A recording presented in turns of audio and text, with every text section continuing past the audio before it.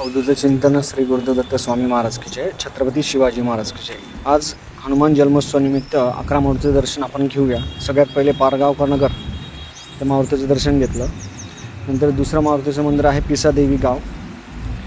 प्रत्येक ठिकाणी तिसरा मारुती जो आहे तो आरतीनगरचा आहे।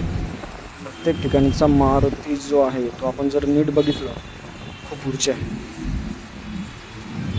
आरतीनगरमध्ये मारुती रायांचं दर्शन घेतलं। हनुमान चालीसा असेल, मारुती स्तोत्र असेल, खूप छान आणि प्रसन्न वाटतं। चौथा मारुतीचं दर्शन आम्ही पवननगरला घेतलं। खूप छान एक प्रकारची ऊर्जा आहे आणि 11 मारुतीचं दर्शन करण्याचं हेच महत्त्व आहे। आणि हे पण हनुमान जन्मोत्सवाच्या दिवशीच। पवननगरला दर्शन घेतल्यानंतर आम्ही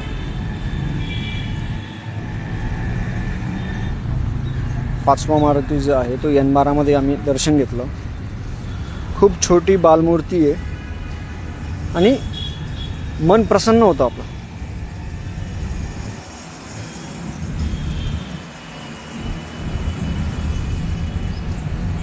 नंतर 6वा मारुती आम्ही छत्रपती नगर आहे N12 मध्ये, तिथे 6व्या मारुतीचं दर्शन घेतलं। छानपैकी मूर्तीचं रूप खूप छान वाटतं, ऊर्जा वाटते। हीच तर खरी ताकद आहे। 7वा मारुती टी व्ही सेंटरचा जो मारुती आहे तिथे आम्ही दर्शन करायला गेलो होतो। खूप छान आणि प्रसन्न वाटतं। प्रत्येक मारुतीच्या तिथे दर्शन केल्यानंतर वेगवेगळी ऊर्जा होती। प्रत्येक मारुतींची वेगवेगळी ऊर्जा आहे। या पद्धतीने आम्ही दर्शन घेतलं। 7वा मारुती, जय बजरंगबली।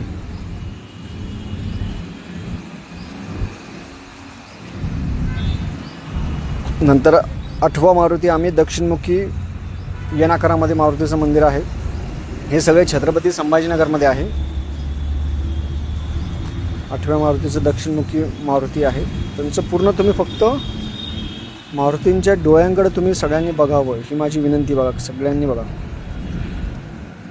8वा मारुती आहे।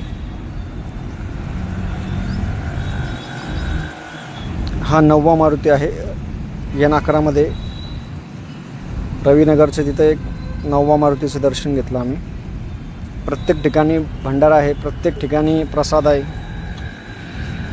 प्रत्येक ठिकाणी हनुमान चालीसा, मारुती स्तोत्र आपण म्हणायला पाहिजे।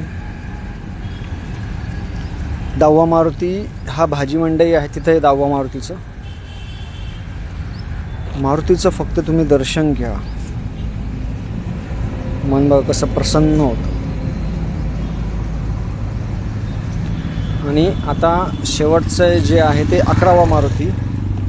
11वा मारुतीमध्ये डायरेक्ट दर्शन, आतमध्ये दर्शन झालं। गर्भगृहामध्ये जसं काय मारुती रायांनी मला बोलवलं अशा पद्धतीने 11व्या मारुतीचे जे दर्शन आहे ते दर्शन झालेलं आहे। आपण पण आजच्या दिवशी जवळच्या मारुती